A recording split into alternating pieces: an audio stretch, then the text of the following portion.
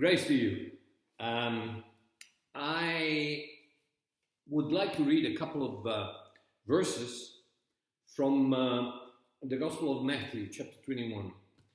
And this is what it says. Now, when they drew near Jerusalem and came to Bethphage at the Mount of Olives, then Jesus sent two disciples, saying to them, "Go into the village opposite you, and immediately you will find a donkey tied and a colt with her. Loose them and bring them to me. And if anyone says anything to you, you shall say, 'The Lord has need of them,' and immediately he will send them."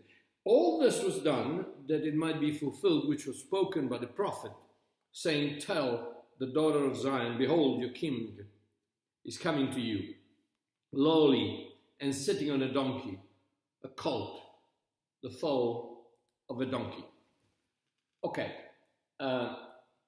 what would have happened if the owner of the donkey, that you see, Jesus says, he says, "If anyone says anything to you, you shall say, 'The Lord has need of them.'" What would have happened if the guy said, "And so, who cares about the Lord? That's my donkey. You want my donkey? You hire my donkey. You buy my donkey. You don't just take my donkey because the Lord has need of it." Who is the Lord anyway?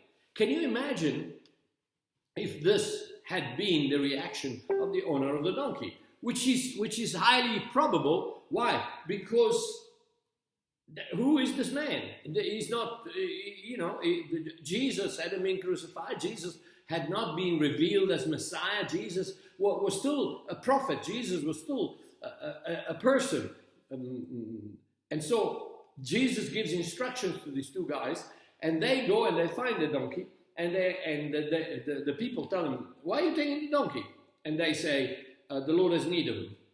And they say, "Okay, you can take it." Now, had they said, "No, this is my donkey. You want the donkey, you get your own donkey." What had been prophesied by Zechariah hundreds of years before, and the Bible tells us, "Behold, daughter of Zion, your king is coming to you on a donkey." Now, let me put it to you this way. No donkey, no entrance into Jerusalem. No entrance into Jerusalem, no Pontius Pilate, no Gabbatha, no Pontius Pilate, no Golgotha, no Calvary.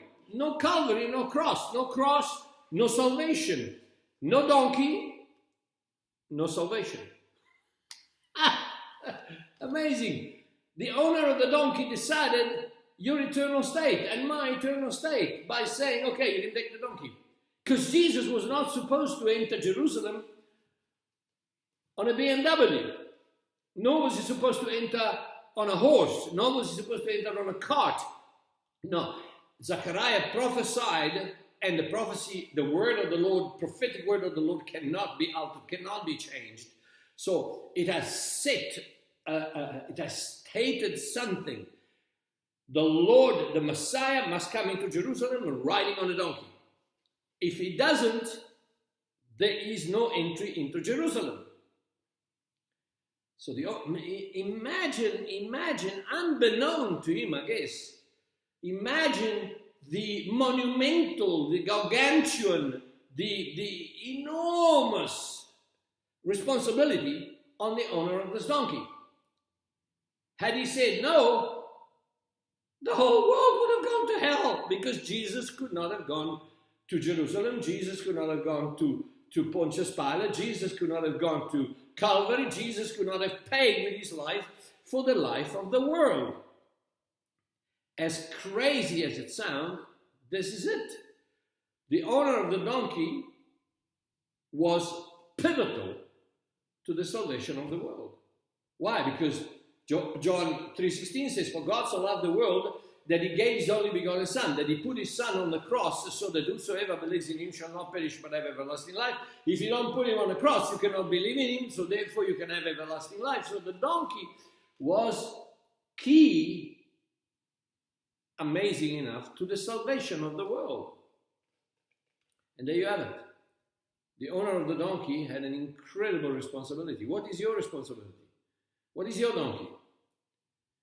Maybe a hug, maybe a word of encouragement, maybe some money, helping somebody survive an extra day, maybe a kind act that will remind the person that you are being kind to that there's a God.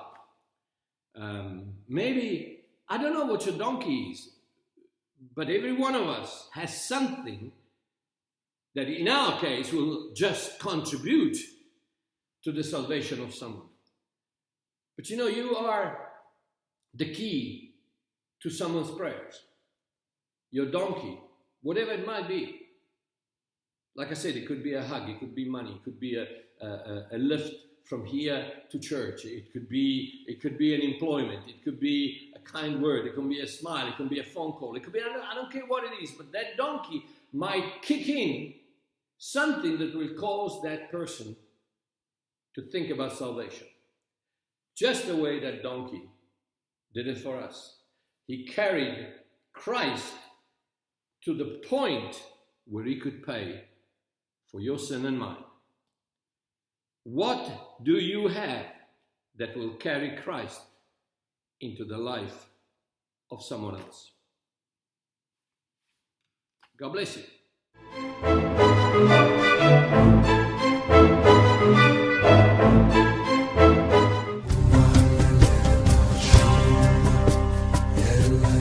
El